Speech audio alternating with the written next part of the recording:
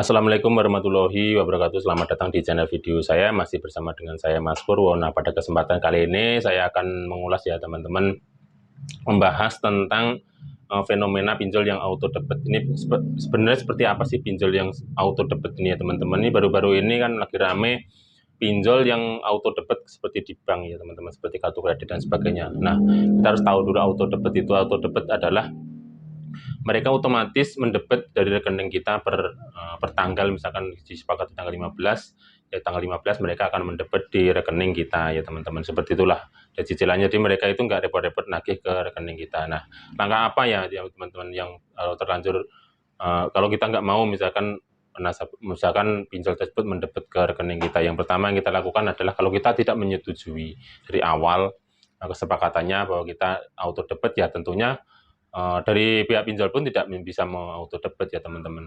Di bank pun juga seperti itu. Kalau bank kan, kalau auto kredit kalau kita memang menyetujui dan tanda tangan, ya baru bisa melakukan auto debit. Contoh saya ada misalkan pinjaman di KUR ya.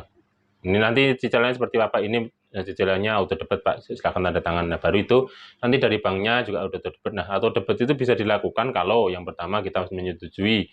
Yang kedua adalah auto debit itu bisa dilakukan kalau di rekening itu ada saldonya. Kalau tidak ada saldonya, ya tentunya tidak bisa auto debit. Nah, kalau misalkan tiba-tiba secara tidak sadar ternyata teman-teman telah kena jerat pinjol, terus pinjol yang auto debit tanpa dari kesepakatan awal, tanpa teman-teman ini sadari, tanpa teman-teman setujui, tanpa teman-teman tahu, ya pertama adalah yang dilakukan adalah jangan isi nomor rekening tersebut dengan uang ya teman-teman. Jangan ada saldonya, pindahkan ke saldo ke rekening lain ya teman-teman.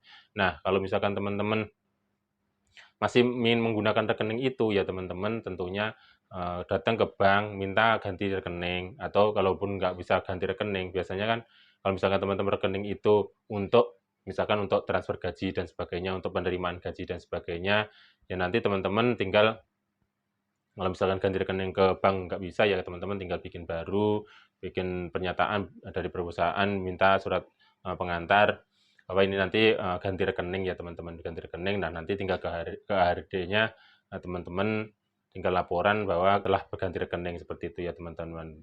Untuk itu, untuk menghindari auto debit yang dilakukan oleh pinjol-pinjol tersebut ya teman-teman. Tentunya pinjol ini telah banyak modusnya, mereka susah ya teman-teman untuk menagih karena susah dan sebagainya, mereka menggunakan segala cara ya teman-teman, mengelabui kita, ternyata itu auto debit dan sebagainya, seperti itu ya teman-teman. Auto debit itu ya tentunya merugikan kita juga ya teman-teman. Kita misalkan belum waktunya sudah didebit ya teman-teman. Pinjol itu, ingat ya teman-teman, pinjol itu mereka dengan kita kalau tidak sadar ya, terutama yang ilegal ya teman-teman, terutama yang ilegal itu mereka belum waktunya pun mereka sudah tagih. Bayangkan pinjol 7 hari itu sudah nagih, itu apa ya, itu logikanya dari mana gitu teman-teman. Biasanya kan kita pinjaman itu sebulan itu baru mengangsur ya, per tanggal ya teman-teman. Itu kadang 7 hari sampai 14 hari mereka sudah nagih. Uang itu kalau misalkan kita putar, belum bermutar itu sudah ditagih ya teman-teman. Nah, tapi itu resikonya kalau pinjam pinjol ya. Tapi teman-teman juga sudah tahu tentunya resikonya pinjam pinjol. Ya makanya kalau sudah seperti itu, ya kalau misalkan kita terjebak dalam pinjol yang legal ataupun ilegal, ya teman-teman, kalau yang auto debit ya tentunya lakukan hal-hal seperti tadi ya teman-teman. Yang pertama juga jangan diisi, kalau misalkan tidak mau auto debit, ya jangan diisi itu rekeningnya ya teman-teman. Ya enaknya sebenarnya kalau memang teman-teman sudah sepakat, ya ada plus minusnya, jadi teman-teman juga tinggal ngisi seperti itu. Kalau teman-teman memang sudah mengetahui dan memang sudah setuju, sepakat bahwa auto debit. Tapi kalau memang pinjolnya yang auto debit secara licik, ya teman-teman hindari seperti itu ya teman-teman. Hindari untuk di auto debit. Itu saldo seberapa pun ya bisa diambil oleh mereka ya teman-teman. Tentunya kita juga tidak tahu kesepakatan seperti apa. Nah, nanti mereka itu juga regulasinya kan belum seperti bank ya teman-teman. Regulasinya masih menurut mereka sendiri. Kita tidak tahu denda dan sebagainya, kesepakatan seperti apa, tiba-tiba dendanya berkali-kali lipat, tiba-tiba dendanya sangat melonjak dan bunganya tiba-tiba fluktuatif, naik turun dan sebagainya, itu terserah kebijakan mereka ya teman-teman. Jadi kita nggak tahu kalau pinjol itu seperti itu ya teman-teman. Karena ya apa ya, pinjol ini hal baru dan regulasinya pun masih baru ya teman-teman. Ini pemerintah juga lagi galak-galaknya menggalakkan apa ya teman-teman, mengedukasi masyarakat supaya melek dengan pinjol ini, melek dengan peraturan pinjol seperti ini ya teman-teman. Ini fenomena baru lagi, pinjol yang auto debit seperti ini ya teman-teman. Tentunya itu yang bisa kita lakukan apabila kita juga terlanjur atau kita juga secara tidak sengaja tidak menyadari bahwa kita menyepakati auto debit ya teman-teman. Yang harus kita lakukan ya seperti itu, asal kita tidak isi rekening kita, saldo kita tidak diisi atau di bawah nominal ya tentunya mereka tidak akan mendebit ya teman-teman. Coba aja kita saldo kita cuma nolin atau kita saldo cuma tinggal 10.000 mau didebit apanya kalau kita misalkan angsurannya 400.000 atau 500.000 ya nggak bisa didebit juga ya teman-teman seperti itu. Tapi ini adalah waspada ya teman-teman, hati-hati atau debit itu. Ya teman-teman, kalau sekali orang asing kita kasih akses ke rekening kita, itu waspada dan hati-hati ya teman-teman. Karena ya mereka juga bisa semaunya ya teman-teman, kita nggak tahu seperti apa ya, bisa semaunya ya teman-teman.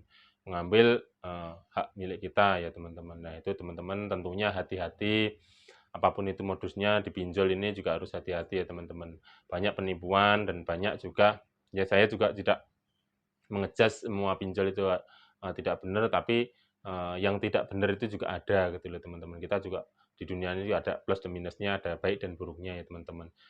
Baiknya pinjol ini juga memudahkan kita meminjam secara online, tidak kemana-mana, tidak modal apa-apa, cuma KTP doang, tiba-tiba ditransfer. Itu baiknya ya teman-teman. Membantu kita untuk kebutuhan uang yang cepat ya teman-teman, menyediakan dana yang mudah dan cepat. Nah, buruknya pinjol ini juga mulai dari penagihan, regulasinya, bunganya, dan sebagainya, mereka itu nggak ada standarisasinya ya teman-teman, terutama yang ilegal itu nggak ada standarisasinya, semau-maunya mereka, lah penagihan aja 7 hari, potongan juga 30%, ya dibayangkan ya teman-teman. Nah, bunganya juga hampir 50% ya, dan bunganya itu dihitung harian lagi teman-teman. Nah itu logikanya juga dari mana ya teman-teman. Ini saya juga mengedukasi juga ya teman-teman untuk secara cerdas ya, meminjam pinjol ini menggunakan fasilitas pinjol ini secara cerdas,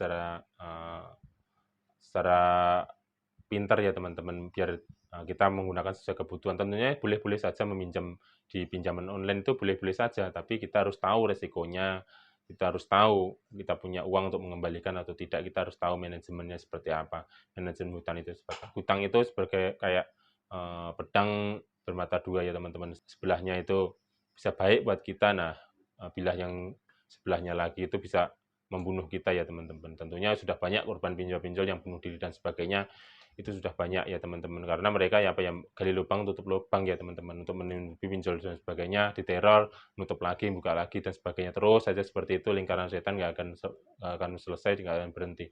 Terus tentunya kalau kita sudah terlanjur terjebak seperti itu, apa yang harus kita lakukan? Stop pinjam-pinjam dulu. Jual apapun yang kita mampu untuk menutupi utang satu lubang ini lah. Tutup dulu seperti itu, dan nanti kita baru bisa melangkah ke depannya. Seperti itu ya teman-teman. Kira-kiranya edukasi untuk kita semua. Mudah-mudahan ini bermanfaat ya teman-teman. Ya, obrolan maklumnya ini ya teman-teman.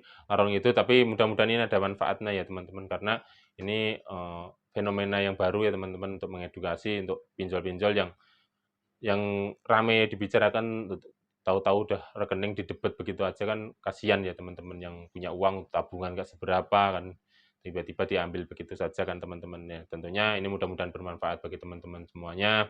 Harapan saya teman-teman semuanya tercerahkan. Ya kurang lebihnya saya mohon maaf. Saya akhiri billahi taufik wal hidayah. Wassalamualaikum warahmatullahi wabarakatuh.